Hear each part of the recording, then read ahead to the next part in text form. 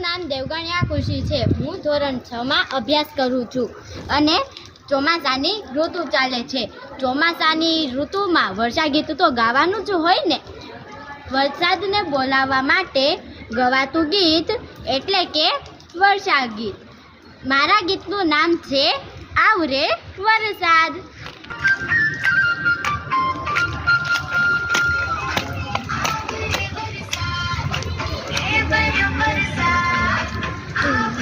Yeah,